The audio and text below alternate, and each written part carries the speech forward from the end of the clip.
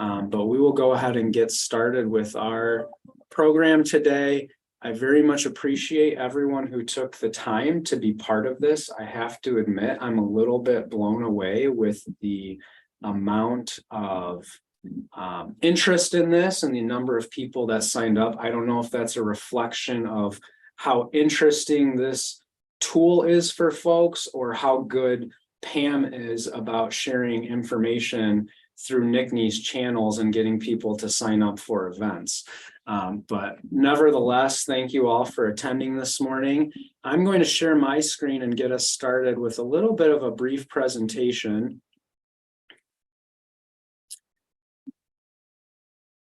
So this is our second year where we at the Mental Health Board, as part of launching our grant program, well, let me introduce myself first. My name is Jason Holcomb, and I'm the Director of Community Impact for Region 1 Planning Council. And through an intergovernmental agreement, we provide the staff support for the Mental Health Board of Winnebago County. We provide their day-to-day operations, manage their day-to-day operations, and manage their grant program. We have just released a notice of funding opportunity yesterday for the third round of grants, which will be for up to $20 million in awards of new and renewal programs. Last year, we tried something new that we didn't do the first year, which was how do we convene organizations to get together and collaborate on some of their proposals, or think about how their proposals interact with one another, since really the goal is to create this coordinated system of care. So this is our second round of attempting to do that, but we're going to do it different this year slightly, and we're offering a new opportunity of how you might think about collaboration with other organizations. Just to give you a little background about the Mental Health Board, there were multiple committees that existed before the Mental Health Board was formed that did research and advocacy for mental health in Winnebago County. And one of those was the Youth Mental Health System of Care, who is our partner in this convening session today. And that was, just briefly before the formation of the Mental Health Board, that the Youth Mental Health System of Care group was formed and was doing research and convening around coordination of services for youth. Of course, there was then the passage of the half-cent sales tax in March of 2020, which led to additional research that was focused around strategic planning for the Mental Health Board, as they are statutorily required to fund according to a strategic plan. And so with all of the research that has been done around mental health in Winnebago County for more than a decade now, all of these varying committees, the Winnebago County Mental Health Advisory Committee, the Youth Mental Health System of Care, and the Mental Health Board have all agreed, of course, that we need local funding to support the programs that are needed for residents in Winnebago County, but also that we needed to not just think about programs, but try to create a coordinated system of care.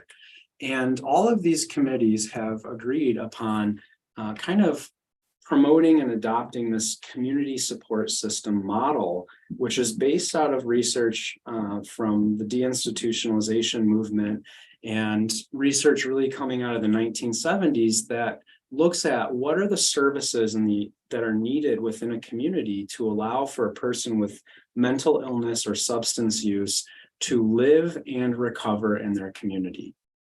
And in the innermost circle, you will certainly see there that case management function that wraps around either an individual or their family to help coordinate that person navigating services. And then you see those spokes of the wheel, which are kind of those programmatic components. On the outer layer, you see coordination. And so while the Mental Health Board's focus in early funding cycles was really on getting programs started and filling these programmatic gaps, they're really starting now to look at what does it mean to be a coordinated system of care, and what are the coordinating functions, the systems coordination functions. And so they developed, in addition to their 3-year strategic plan, a systems coordination plan. And one of the strategies in that is how do we both share resources and keep those resource guides up to date. I know a lot of people have resource guides. They're always hard to keep up to date, and they always feel like they're outdated the moment you publish them, right? And so that's one of the things that we think that the Mental Health Board believes is important for systems coordination. And another part of that is, how do we not only be aware of what other people have, but how do we make good referrals, and how do we make sure people aren't falling through the cracks or falling into the gaps, and that when a referral is made, it actually leads to a connection to services. So IRIS was a tool that was presented to the Mental Health Board that we believe has some potentially important ability to advance some of these system coordination goals of the board. I'm going to lastly just talk briefly about data. So as part of that 3-year strategic plan, the Mental Health Board is also looking at outcomes. And certainly organizations are very good at tracking individual or family outcomes for the people they serve. And we get that information from them. And in some cases, we get some of the kind of like system capacity outcomes, because we can track how many new positions are being created for providers and how well they're filling those. There are other things that are a little bit harder to measure on an agency by agency basis. And we believe that IRIS has some unique capabilities of helping us gather data on a community level that shows us how we're doing at improving our system capacity. And so, for example, decreasing wait times might be hard to really track. Well, you might be able to track that on an organization by organization basis. It's harder to track at a community-wide level because we don't always have that coordination between agencies to say, what was the date the referral was made, and then what was the date the assessment actually happened. So we believe IRIS also has some unique capability of allowing us to help us track that data between providers at a community level. And Region 1 Planning Council has agreed to be a kind of neutral party data administrator to collect that data and help it inform the work of the Mental Health Board and our community efforts at creating a coordinated system of care. So with that said, I will turn it over to Joe, who will talk a little bit more about the work of the Youth System of Care Group, and then we will get into the IRIS demonstration. Thank you for that. Let me share my screen here. I have a short PowerPoint as well. So I'll first introduce myself. My name is Joseph Krell. I'm the Vice President of Child and Adolescent Services through Rosecrans, and also the Acting Project Director for our Youth Mental Health System of Care initiative in this region. Some of my presentation is going to be a little redundant, but let me go over really high level very quickly what the systems of care is attempting to do. So our mission is to create a new coordinated, integrated, and comprehensive system of care addressing the mental health needs of our community's children and adolescents ages 0 to 21, impacting both Winnebago and Boone counties. The vision is a comprehensive, coordinated, equitable, and evidence-based youth mental health system of care that's affordable and accessible for all children, youth, and adults ages 0 to 21 in Winnebago and Boone counties. So not a small feat. And for more information, here is the website. So not a small feat. So a brief history of the systems of care so far. So initially, we had applied to get grant funding to create this system back in 2018. However, we were not awarded that award at the time. However, through the dedication and sheer willpower of many agencies, we continued to meet and do planning and continue the work regardless of the grant funding to create it or not. However, in 2020, we did receive a 4-year grant from the Illinois Children's Healthcare Foundation, Children's Mental Health Initiative, to actually fund the creation and implementation of a system of care model in this region. So the grant runs from January 2020 to December 2024. And in that time, a lot of the work we had done is, we started a lot with the data collection to do SWOT analysis of the region from both providers and community members. We focused a lot on how to do community engagement services. Joe, could you enter presentation mode? I'm sorry? Your slides are not advancing. Could you click presentation view? How? That little presentation icon on the bottom right of your screen next to the Zoom.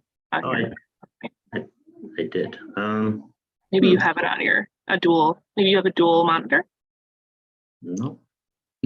Let me try this again. Let me try one more time. Yeah. My apologies. Technical difficulties are always fun. Bear with me here.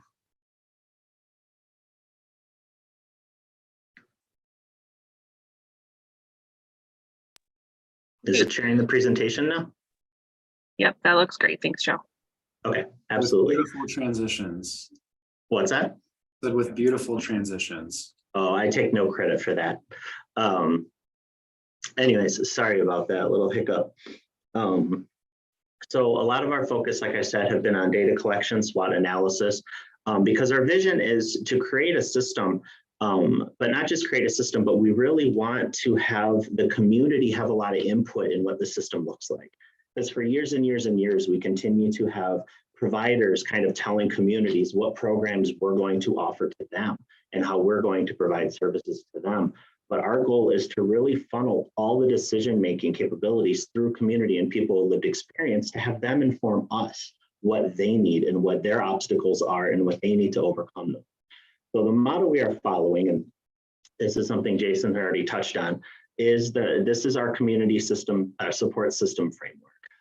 So one of the big pieces of this is our model for wraparound care. When you have an individual experiencing mental health issues, especially children, there's a lot that goes into it from both the family perspective and the individual's perspective.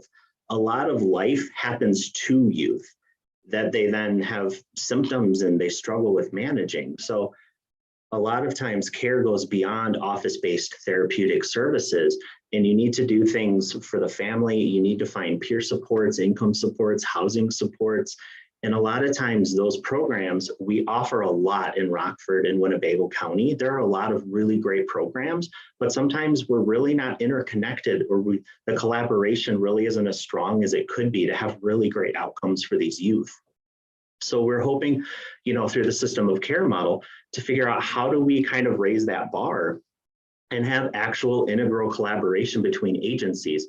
So if you have a program that does amazing work with pregnant teenagers, for instance, and it's a community-based program, and I'm working with a client who happens to fit that, I can do therapy with them, but then refer them for this specialized service, and we can collaborate interagencies for the well-being of the youth.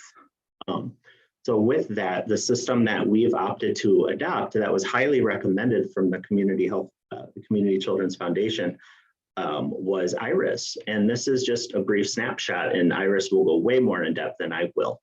But this is just a snapshot of where it's already being utilized. There are several systems of care frameworks. We were what they consider the 3.0 round of grant recipients for our system of care project. So that means there were 10 other agencies that got it before us. And a lot of them have integrated this to create this collaborative wraparound care environment in their regions. And this is just kind of a brief overview of the regions that it currently exists in. So that is my very quick, brief overview of systems of care. I would like most of the meeting to be IRIS focused. So thank you for taking the time for being here. And I apologize for my inability to share my screen correctly the first time. Okay. So with that, I'll turn it over to the folks from IRIS to introduce themselves. Good morning, everyone. Do we want to take just a quick moment? I haven't seen, oh, no, Lori's on the call today. Did we have a couple examples? I think Children's Home and Aid and perhaps the one of the local school districts. We're gonna speak real quick before we jump in. Sure, I can just share with the group that Children's Home and Aid already uses IRIS in one of our regions. So we have a child care center in Carpentersville that is involved in a system of care that's using IRIS. Like I said, it's a child care center, but they also provide other early childhood services. So the supervisor that I spoke to there said that it was a really easy and smooth transition. and that her staff use it in a couple of ways. One is obviously to send and receive referrals, and they have a dedicated person within the center that is the person that receives the referrals. But then a lot of times, she said, the families aren't necessarily ready for a referral to be made, but the staff in the center can use IRIS to search for what's available in their community, might be able to just, kind of start that conversation with the family about what services might be appropriate for them, or what they might, be interested in pursuing. So in addition to, just sort of maybe the actual intent of the platform, which is to, make and receive referrals, it's also been really helpful to our staff to just be able to sort of search and see what's out there, and really be able to start those conversations. I think, Children's Home and Aid in Winnebago County is interested in being a part of IRIS, having our information in this platform. We are a pretty large agency with a lot of different types of programming. So I think, like many of you on this call today, sort of figuring out what that looks like across multiple types of programs, different kinds of programs that have, different expectations, based on funding or confidentiality, all of those kinds of things, we will have to look at sort of on a program by program basis, but we're really excited to be able to be part of this, and to be able to, make referrals, and to be able to see, what happens with them, to be able to know that there's a follow through, and that the families that we're working with are actually getting connected to the services that they want. So that's my little piece about our involvement. Hi, my name is Dr. Jyoti Kolajay. I'm a school psychologist with Rockford Public Schools out at Risa Middle School, and I'm also a Region 2 Regional Director with the Illinois School Psychologists Association. And so some of the examples I'll start with is the communication that I have with other school psychologists in my region.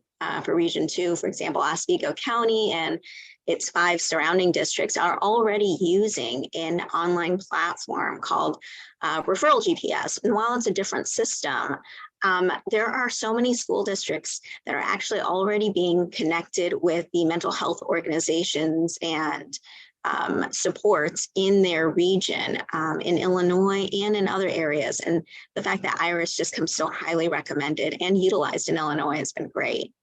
As far as real examples in our schools, I can recall many examples, but just particularly one that happened on Wednesday. There was a student that needed some support at home for internalizing behaviors, anxiety, and those issues needed more support at home. And parents were very apprehensive about reaching out to Rosecrans and other organizations, just because sometimes they haven't had, very quick response times previously. It wouldn't necessarily indicate that they would have the same experiences now, but giving them a packet of resources or even links with different available resources in the region is much more cumbersome than just making a quick referral on a platform where they can get immediate response and communication. It'll speak volumes to our community members and our families, saying that we are in a close linked thread that's going to be continuing to invest their time and resources in their children. Wonderful. Thank you both for sharing those examples and previous experiences. I'm excited to jump in and provide a demonstration of IRIS today. My name is Mary Orem. I'm a research project manager with the Center for Public Partnerships and Research at the University of Kansas. I'm joined today by my colleague, Catherine Lane. And I'm gonna share my screen shortly and demonstrate kind of the features and functions of IRIS. We'll be providing kind of a pretty high level demonstration today, but I'm eager to hear your questions. Please enter them into the chat. If you have questions that come up during the demonstration, Catherine will be monitoring the chat and interrupting me as need be to make sure that I answer your questions in a timely manner. And then, of course, as we mentioned, we'll have time for questions and answers after the demonstration as well. So thank you, Jason, Joseph, for the overview of the work that's happening in the community and IRIS throughout the state of Illinois. I'm lucky enough to get to lead the work across the state, and it is just such a pleasure to see what the different communities are focused on, the work that's happening across the state of Illinois. We are, of course, in Kansas, but we always love supporting good work happening for children and families everywhere. So I will pull up my screen here real quick and share. Okay. So as you can see, I'm currently logged into IRIS. I am logged into a training environment. So all of the information that you see here today is obviously going to be fake. Denzel Washington and Mark Wahlberg haven't actually been referred through this training environment, though we do have some creative names come across sometimes. Here on the homepage, once you first log into IRIS, you'll see each of these cards down here below represent a family that has been referred. These are my incoming referrals. And so I can see here on these cards the name of the individual I'm interacting with for this referral, the referring agency, and when that referral was sent. I can also see the organization's logo here. You'll see throughout this demonstration that the status of a referral is demonstrated in IRIS through the blooming of an iris flower. And so when a referral has been sent but hasn't been acted on yet, you'll see simply a seed in a flower pot. Once a referral has been accepted, meaning an agency is working to enroll or engage a family in services, you'll see a sprout pop out of that flower pot. And then once a referral is completed, you'll see a fully bloomed iris.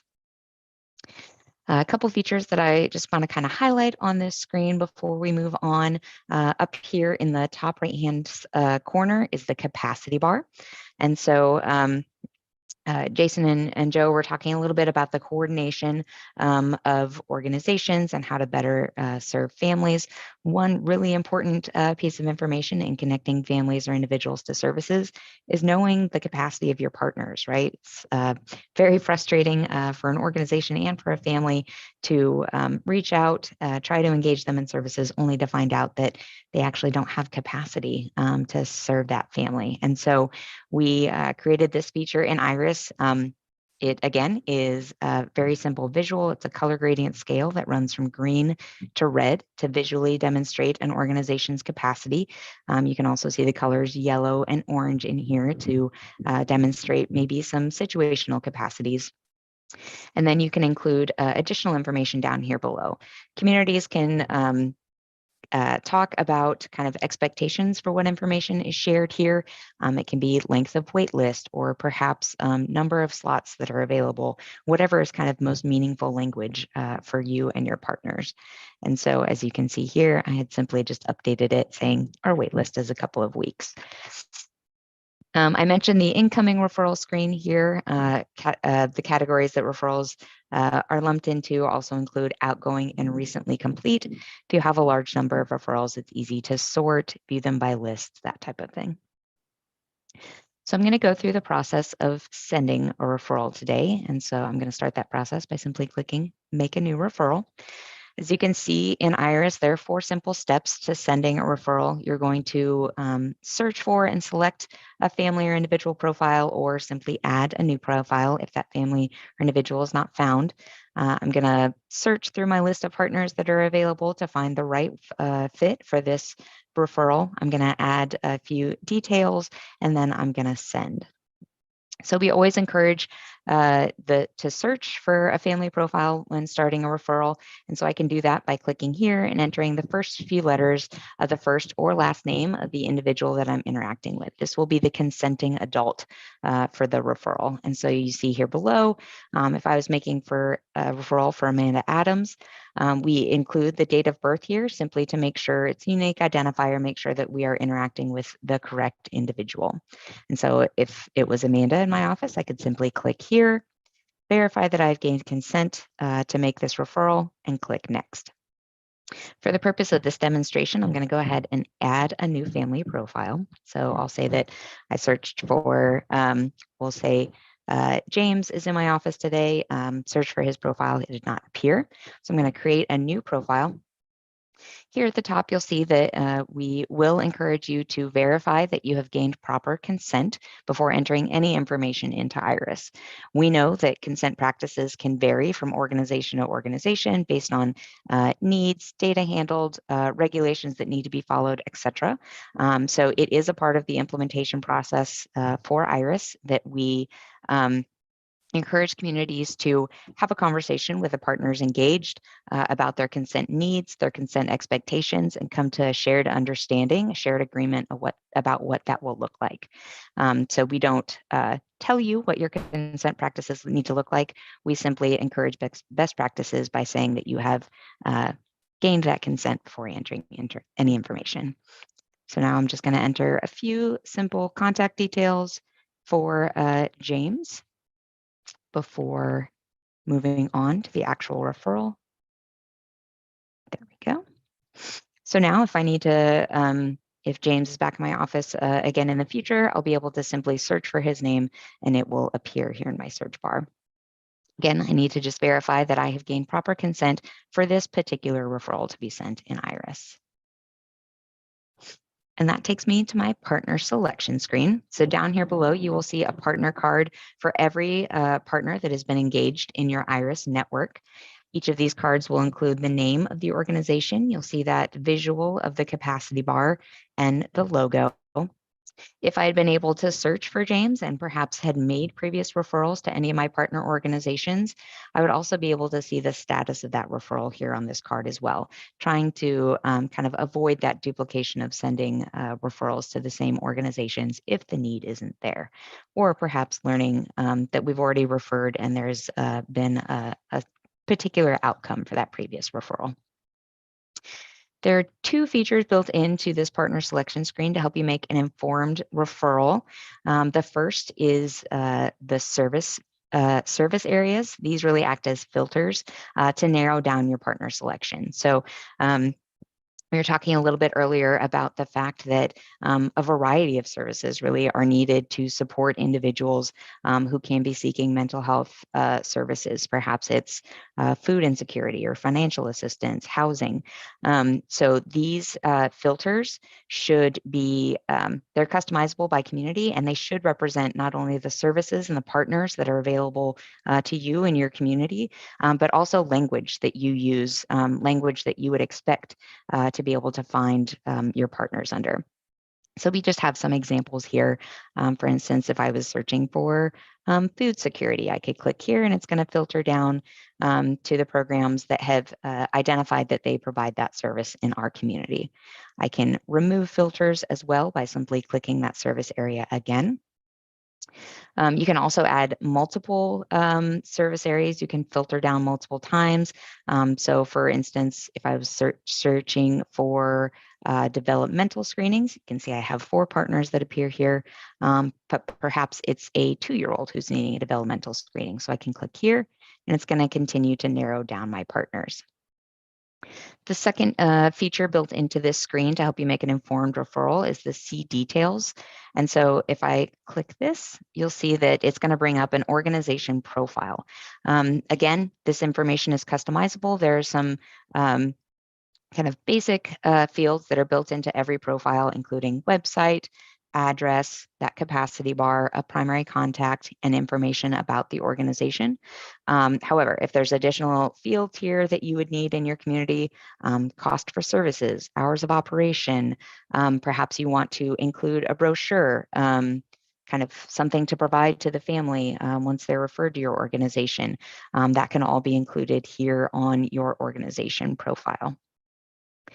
And so if reading through, I determined that the health department is in fact the correct fit for this family. I can go ahead and select their profile.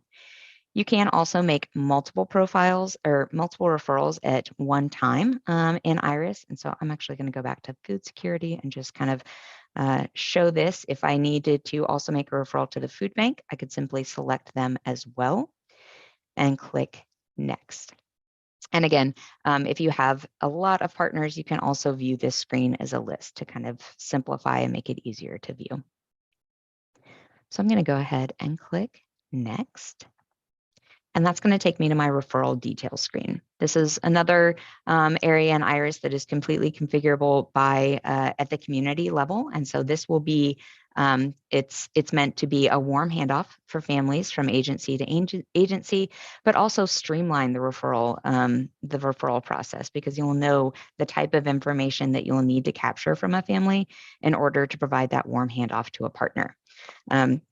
We also touched a little bit earlier today about data and how important that data can be.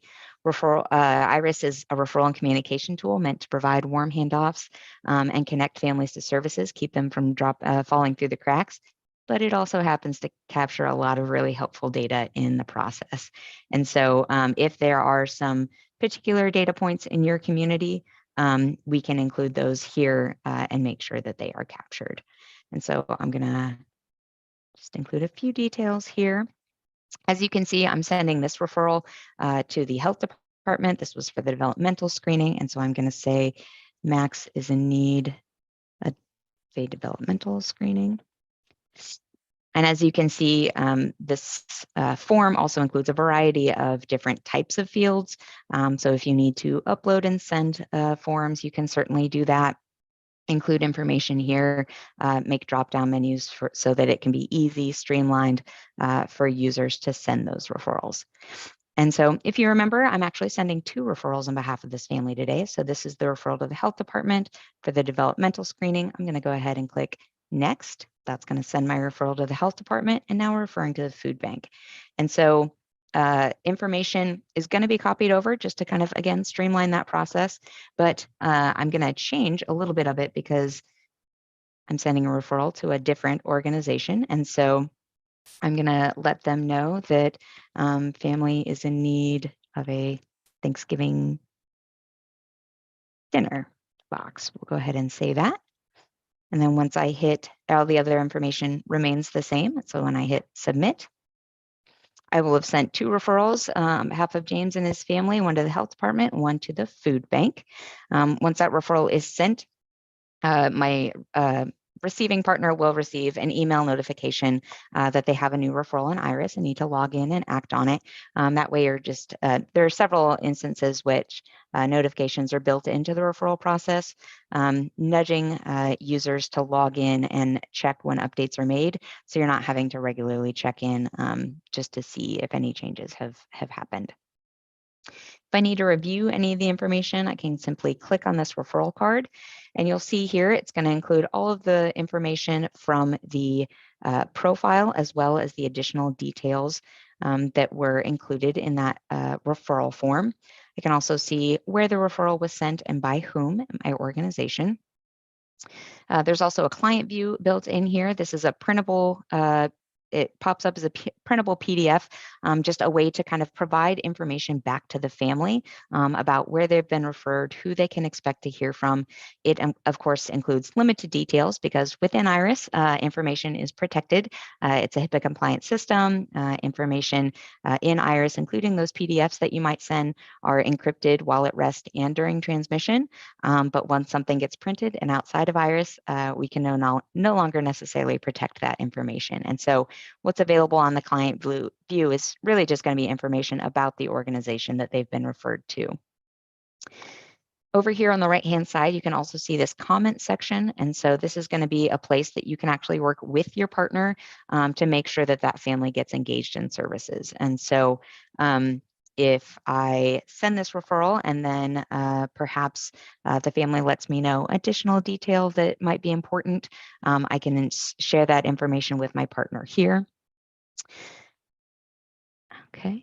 I can also cancel this referral up until the time that it's accepted, or I can make any changes if need be as well. So when I come back to my home screen, I'll be able to find that referral in my outgoing referrals. You can see it here, sent to the health department and the food bank. And it's still a seed and a flower pot, which means my partner has not acted on it yet. I'm going to briefly just check in on, are we good on the chat? Yeah, Mary, we had a question about, we had two questions, one about cost associated with utilizing Iris. I figured you might address that later on. And then number two, asking if there's a recommended consent process for utilizing Iris, or is it recommended that each organization develop their own consent process? I answered in the chat saying that, you know, we provide a lot of guidance, a lot of materials to help organizations guide, to help organizations, you know, develop their own consent process. So ultimately it's up to them. I don't know if you want to add anything else to Wonderful. that or not. Yeah, thank you, Catherine. Absolutely. We leave those decisions up to the community. As Catherine said, we have a lot of resources, templates, best practice that we provide to you, but ultimately, you know your organization and your needs the best. And so we make sure that that's a part of the implementation process and that conversation happens then. Thanks. Okay. Well, I am going to go ahead and switch access now to show you what it looks like to receive a referral in Iris. I'm going to use the switch access feature. And so if you are an individual at an organization, I often use the example of a health department, though Children's Home and Aid is also a large program or a large organization that has multiple programs. So if you are an individual at Children's Home and Aid and perhaps you're working on you want to be able to send interagency referrals. So each of your programs has its own separate profile in Iris so that you can send interagency referrals and also send external referrals. Each user will only have access to the programs that you give them access to. So if I only need at a health department, if I'm a user that only needs access to immunizations, I won't be able to see what is happening at the clinic or at the home visiting program. However, if you are a supervisor that maybe needs to keep track of all of the referrals across your organization, you can be given access to all of those programs so that you can get the big picture of what's happening across those programs. So I have access to multiple programs in this community, so I'm going to go ahead and just jump over here and switch into a user at the health department. And so now you can see that this incoming referral for James Smith 5 minutes ago from Iris Support, it's simply still a seed and a flower pot, which means no one at my organization has interacted with it. And so I'm going to go ahead and take care of that now. Once I click this referral card, you'll see this screen looks pretty familiar. In order to have good communication, both sides should have the same information. And so these screens look almost identical. Down below is all the details that we sent, where the referral was sent to and by whom. But now you can see up here in the top right-hand corner, I have the ability to either accept or reject this referral. So if based on the information that I see here, I see that perhaps the family lives outside of our service area, or we're already serving this family, something like that, I can come in here and reject the referral. There are several pre-populated reasons: client not meeting eligibility, no capacity, requested services not provided, or the client is already enrolled in services. You can also select other and add additional comments. We do encourage users to include additional comments. This is really not only a communication piece, but it's a learning opportunity. So if I sent a referral to the health department and the client wasn't eligible for services, perhaps I can learn more about their eligibility. And you can also consider whether you need to go back and update your organization's profile so that that similar mistake doesn't happen in the future. Luckily, because of the information that is shared within Iris, we see a very low instance of rejected referrals. If a referral was rejected, that's another instance where you would receive a notification as well, so that you could log back in and make sure that the family was referred perhaps to a new organization who could better serve them. For the purpose of this demonstration, I'm going to go ahead and accept the referral, let my partner know that we will reach out to the family this week. And you'll see over here on the right-hand side, all of this information is going to be captured and kept within the referral. So when it was referred, the accepted status, I'm going to go ahead and demonstrate a comment asking, perhaps I tried to reach out to this family and the phone number is no longer working. I can ask my partner, do you have an updated phone number? They will be able to see and contain that information right here within IRIS. These comments are also a great way to just kind of provide updates. Some communities have actually included it in their community standards that if referrals are open for a certain length of time, that you log in and kind of provide an update just to make sure that the sending organization is aware that perhaps a family's on a wait list, or you have staff out of the office, and so you're taking a little longer to communicate with them. All of that can be documented here within the referral itself. And so now I'll say that I have done my due diligence. I've reached out to the family and attempted to engage them in services. I can log back into IRIS and close the loop with my partner. So I can click complete here up in the top right-hand corner. Again, several pre-populated reasons for how a referral may be completed. The family enrolled in services, perhaps they declined services, or ultimately we could not contact them. And again, other is an option because we know sometimes circumstances go beyond what is normally expected. And then again, you can add additional comments. And so I'm going to say in the comments that we completed developmental screening this morning. Great. So my partner will now know that this referral is completed with an enrolled in services or a engagement in services on behalf of the family. When I come back to my home screen, I'm going to be able to see it here in my recently complete for 30 days. And that is the complete cycle of a referral in IRIS. Again, intentionally left very simple, streamlined. We don't want IRIS to be another kind of burdensome software that individuals have to use. We want it to be a naturally kind of streamlined integration into their referral workflow. So I'm going to briefly touch on a few additional features. Earlier, we talked about the fact that IRIS is intended to send referrals and communicate about referrals, but there are a couple of features that make it somewhat accessible as that resource guide. So if you're talking to a family and they don't know if they are ready to engage in services just yet, but they want to learn more about what's available in the community, you can click on the partner organization screen, and this is going to show you all of the partners listed in your community. Over here on the right-hand side, you'll see those service areas or filters. And so if I was maybe having a conversation with James, but they weren't sure if they wanted to be referred yet, I could simply click here and search for those organizations that provided developmental screenings in our community. I could talk to them about what's available. And then if I click on this, it's going to show me that same organization profile. So here at my fingertips, I can have a conversation with James and make sure that he's informed about the options that are available to him. This is also a great way for new staff or staff just learning more about the community to know what's available and start to build relationships with partners. Mary, I'm going to jump in really quick. Sure. I think this is a good time. I got a direct question and I figured I would share it in case anyone else was thinking the same thing about if IRIS is, if the system is just for youth under 21 years of age. And I responded saying that it is not, and that any service providers are able to use IRIS. We have communities that have aging resources and resources for adults as well. But yeah, we just, emphasize children and families because those services are pretty common in IRIS, but yeah, it's for all ages. Yep, absolutely. Thank you, Catherine. We do not, we on the IRIS team do not set any expectations or limitations on the partners or the services provided or connected through IRIS.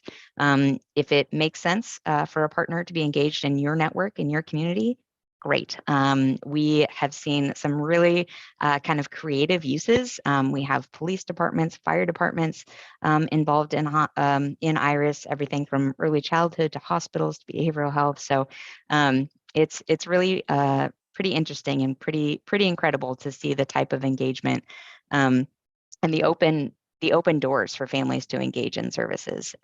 A fire department being out on calls and being able to connect families in crisis to services through IRIS is a really cool thing that I would not have expected 5 years ago. Okay. So I'm going to touch a little bit on data, and I'm going to try not to use all of our time, but there are a couple of reports that are built into IRIS, and so I'm going to touch on those now. This first one is a community referrals report, and so this is going to be an overall snapshot of the referrals happening throughout the community. So there's not going to be any client level information here.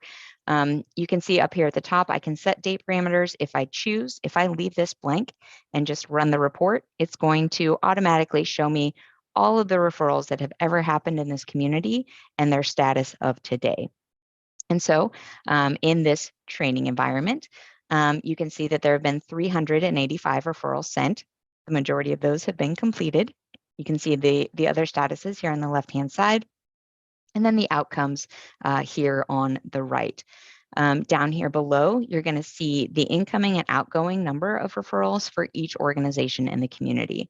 And so this is a starting place for communities to have conversations about the access points in which families are utilizing to be connected to services, perhaps some gaps in services, or what organizations are receiving a high volume of referrals, and perhaps need to be more of a point of emphasis for a community. This can be sorted as well if you have a high number of referral partners. Mary, So we have a question about if every entity has access to community reports. Great question. Yes, so any user will be able to see this high-level report. Again, just a quick snapshot of what's happening in the community. There are organization-specific reports. So I'm going to click on those next. The incoming referrals report looks pretty similar to the community. You're able to set specific date parameters if you choose. Here you'll have a drop-down menu if you have access to more than one program or organization in IRIS. And so because I do, I can have this drop-down and select the reports for any organization that I have access. And so I'll go ahead and just run behavioral health. And you'll see that this has slightly more information. So because only individuals at this organization are able to see this data, I can see from what programs we are receiving our referrals. So this is my incoming referrals report. Here are all the organizations that have sent me referrals and the number of those that we have received from them. And then again, over here on the right-hand side, you'll be able to see the status of those referrals and the outcomes. The final report built into IRIS is just the opposite of that incoming referrals report. It's going to be outgoing. So if I send or choose the outgoing referrals report for behavioral health, these are all of the referrals that my organization has sent to the partners that those referrals have been sent to, and then the statuses. So just briefly touching on these date filters up here, this can be a great way if you need to report perhaps on a specific period. It's always tricky in a training environment, so I hope this works for me. I'm going to go back and look at the first quarter of this year and see the referrals that were sent. And I want to know actually how many families we actually engaged in services within that first quarter. So I only want to know the status as of the end of that first quarter. So I'm going to run this report, fingers crossed. All right, there were some referrals sent. Within the first quarter of this year, behavioral health sent 4 referrals, and these were the outcomes at this time. So we enrolled 3 families, or 3 families for referrals that we sent were enrolled in services. If I want to know the outcomes of those referrals now, I can reset this report and set those same date parameters. I still want to look at the first quarter of this year, but I want to know what the statuses are now. So did we close out all those referrals? Nope, it looks like it didn't change. So we still have one referral sitting in accepted. If this were a real environment, I'd want to go back and dig into that referral and see what's happening with it. So those are built-in reports into Iris, but as we mentioned, there is a whole lot of data that is accessible to you. And so I'm going to click on the All Referrals screen, and this is going to be all of the referral history for my organization. So again, Iris data is siloed at the basic user level, is siloed by organization. And so I will only be able to see, because I'm logged in at the health department, referrals that the health department has either received or sent. And so I'll see all of those referrals down here listed below, the status of those referrals when they were sent, and that consenting adult. Up here at the top, we can see just a quick snapshot of the referrals this week, percent that have been accepted, and that average response time. Obviously, in a training environment, this data is a bit skewed. Typically, we see an average response time more about 1 to 3 business days. Down here on the right-hand side, I can also search through this referral data should I choose. If I'm looking for perhaps a specific family or only referrals referred by or to specific partners, perhaps I want to see all the referrals that are still in sent status, so I can follow up on these and make sure families don't fall through the cracks. Or again, set specific date parameters. You can do that here. All of your referral data is also exportable to you. And so there are 2 exports. The referral history are going to be the limited details, when a referral was sent, accepted, the client details, where the referral was sent, and then statuses. This referral details download is going to be the additional details in that referral form. And so again, if your community is looking to capture specific data points, they will be available to you in that export. Hey, Mary, just because we're running up against the clock, do you think we could take a brief moment to see if anybody does have to jump off at 10 and they have questions, that we get an opportunity for them to answer their questions? And then we can continue past the 10 o'clock hour for those that are able to stay. Absolutely. That was perfect timing, Jason. I was just wrapped up. And so, yeah, let's please transition to the... I know we have one in the chat. Does every entity have access to community reports? Yeah, absolutely. So the community report is any user that has access to Iris will have access to that community-wide report because it's high-level data. And then the incoming and outgoing reports are siloed by organization. And so you will only see your organization's data in those reports. Thanks. Does anybody else have any questions? You can now, at this point in time, if you want to ask one, you can unmute your microphone and ask.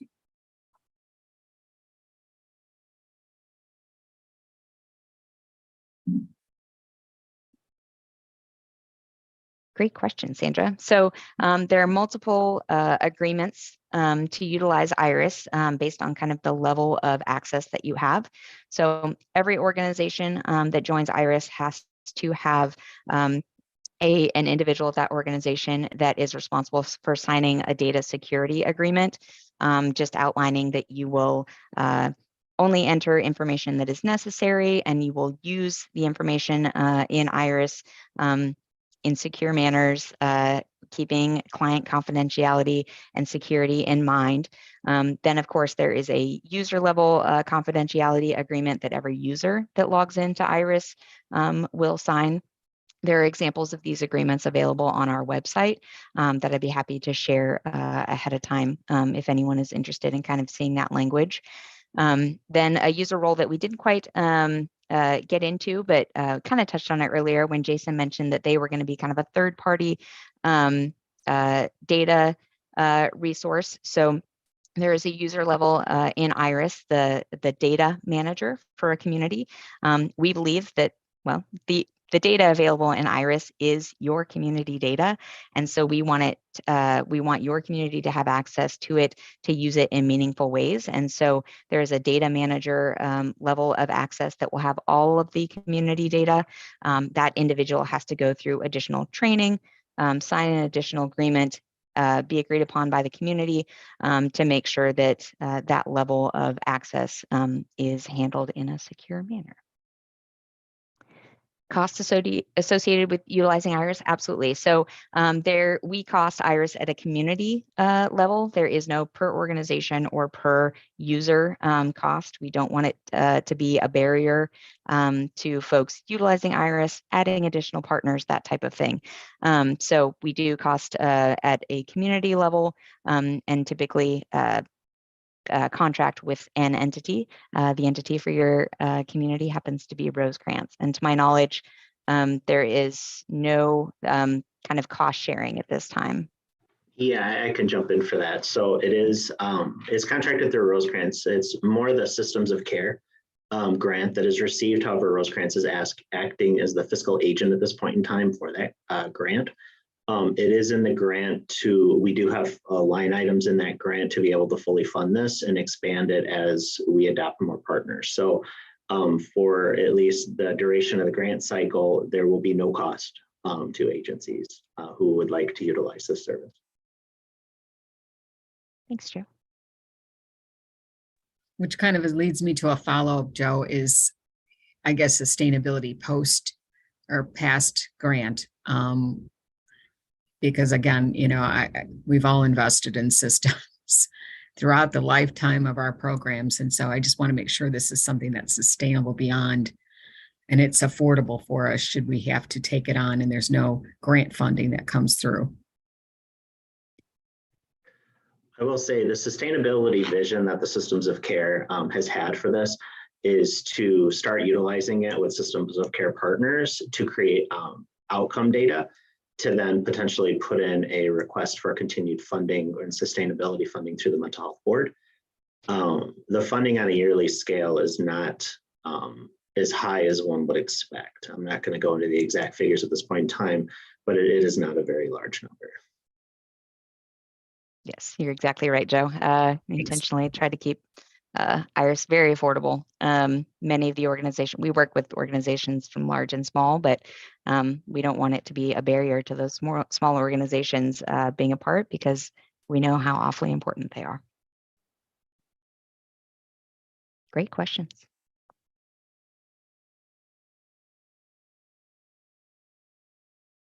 Any final questions? And then if not, we will wrap up here with a next steps. I got a message that I would like to share. Mary, you could probably answer it. I don't know specifics about it. The question is there a more specific cost to share per license? For example, $200 a year, etc. Yeah, there isn't, we don't, again, kind of cost at per organization or per license per user or anything like that. The costs for implementation and maintenance are based on kind of needs of the community and readiness, that type of thing. So I will not get into contracting details with Rosecrans, but I will just give kind of generic, typically implementation in communities range anywhere from like $10,000 to $12,000 based on size, partners, that type of thing. And then ongoing maintenance is typically half of that moving forward. So we're not talking hundreds of thousands of dollars, again, intentionally kept very affordable and accessible to a large number of entities. And then the last question we have is, what are the steps to join? Sure. So I'll give some kind of high level steps, and then Joe, Jason, somebody please jump in if you have some more community specific ones. Thank you. Winnebago and Boone counties is starting the implementation process of IRIS. And so I kind of touched on a few things today, talking about kind of configuration of the community, some shared community standards, expectations of use, that type of thing. And so I know that the local leadership team will be engaging partners throughout this process. Likely in the new year, there's start to be some expectations about engagement around completing a survey to gather information about the community and engaging in conversations that will configure the community and build those shared expectations. And so more details on how to join will come in the new year. But there is the expectation that partners will be engaged in really kind of developing the community, the network together. Yeah, and I can elaborate on that a little bit in terms of our specific process at this point. So at this point, you heard from a couple agencies. Rosecrans has also agreed to adopt this. We went through quite a lengthy discussion internally in our risk committee. Had IT have meetings with IRIS. We had legal have meetings with IRIS. We had meetings upon meetings about this. And ultimately decided that the risks were minimal and the potential benefit to the clients we serve is far outweighs that in terms of really moving towards more outcome-based processes and models, which wraparound care and being more systemic in your focus for treatment dominates the outcome measures when you start looking into it. So we decided to go forward with this for our agency, and hopefully others on this call, now that you've been introduced to it, had some Q&As, had it presented to, and hopefully a lot of the concerns or discussion points have been addressed in this. You can start those discussions internally as well and decide if this would be a good fit for your organization. In terms of next steps to get involved, we are at the stage where we are wanting to start convening some agencies who want to kind of partner in almost like a pilot launch, because there is a lot of customizability features within IRIS. So we need to sit down and discuss what are the needs of the community, what fits the needs of our agencies, like how can this work for us? And our goal was to kind of do a soft launch with a group of agencies to kind of figure out, well, this sounded good on paper. Let's put it into practice. Let's start using it. Let's start making actual real world referrals and kind of address any issues or bugs that we see, kind of revisit the planning and configuration customizability stance, and then really do a large scale community launch for this. There is a couple roles. IRIS does a great job with implementation processes. There are a lot of key leadership roles, one of them being the community stakeholder, which at this point, Emily Klonecke, who's the executive director of Alignment Rockford, has agreed to assist with, as well as a role, the Systems of Care Navigator, who's a full-time employee who's dedicated to the systems of care work and progressing it forward. Unfortunately, at this point, that position is recently vacant, but hopefully not for very long. So stay tuned for communication from those individuals regarding IRIS implementation moving forward. In the meantime, if you are an agency who does want more information, want to get more involved either with IRIS or with systems of care work, convening around this topic in general in this community, a person you can send email inquiries to is Billy Callahan through NICNE. And I believe she's going to put her email in chat. And if she wasn't going to, she probably will now, because I called her out on it, but I'm pretty sure she would have anyways. And that would be the person to just kind of drop inquiries into, and we will kind of create a list of people who want to be involved, want to be part of the implementation piece, want to be maybe informed down the road, because we're well aware that some agencies, like my experience within Rosecrans, it took about a year of internal discussions, process, and things like that before the executive leadership team finally made the decision to move forward. I know some agencies will move faster than that, and some may actually move slower than that.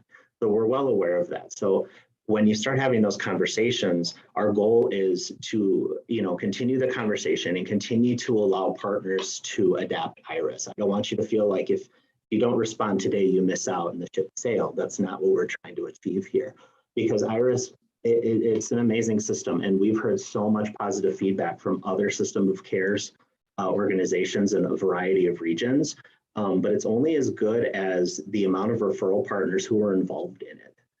Kind of like she showed, it's if you have a client who has food insecurity and you click that, if there's no partner organizations who are using this, who provide that service, then it's not of benefit to that client.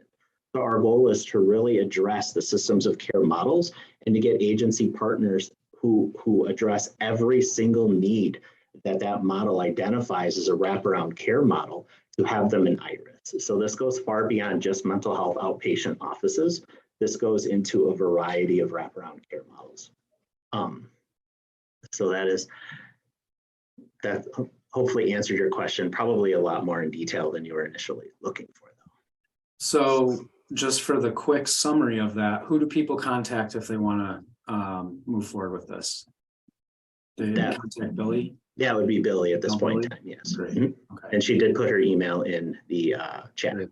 And let's have the official record reflect that it was Billy who was responsible for getting so many people to show up this morning and not Pam. All right, I'm going to just quickly wrap up with another opportunity quickly here for you. As many of you know, the Mental Health Board has released a notice of funding opportunity for their third round of grant cycle. You do not have to be a funded program of the Mental Health Board to participate in IRIS, so I want to be clear about that. But for those that have current mental health board funding or are seeking mental health board funding, the notice of funding opportunity for program year 2023 to 2024 has been released. The application portal will open up this coming Monday. There will be up to $20 million available for new and renewal programs for these 6 priority areas previously mentioned and our 4 target populations, which includes all ages of youth for mental health and substance use services, and adults for that matter. One of the scoring criteria that the Mental Health Board looks at, because the community support system is the model that they're trying to build, that is part of their scoring criteria, and they look at how not only a program is operating, again, one of those programmatic components, but how that program fits within the broader community of support and creating a coordinated system of care. So one of the things that you might think about if you are writing an application this year is IRIS a tool that may help you to better coordinate with other programs in order to create this coordinated system of care? And there'd be the opportunity for you to speak to that in your grant application. And lastly, we will continue to have on our webpage, so you see down there at the bottom, the link to the webpage for the funding resources. Everything will be on that page, links to the grant portal, links to this recorded meeting, link to the grant seekers information sessions, registration for question and answer sessions related to the grant, but also there will be this cool sheet where you can click. And if you want to do a collaborative application with another organization, but maybe you're not even sure who that organization would be, you can click and type in your organization's information, the type of program that you're looking to potentially implement, and then you can find other organizations who might be looking to do a similar type program, and you can kind of coordinate with them independently if you feel that you might be suited to do a collaborative application together. Again, that's not a requirement, but that's another opportunity for collaboration. Thank you everyone for your time today. And unless Mary or Joe or Pam have anything else to say, we will end this meeting, and we will have it, because it's recorded, we will have it linked on the website if anybody wants to return to it and rewatch it or share it with someone else. Thank you.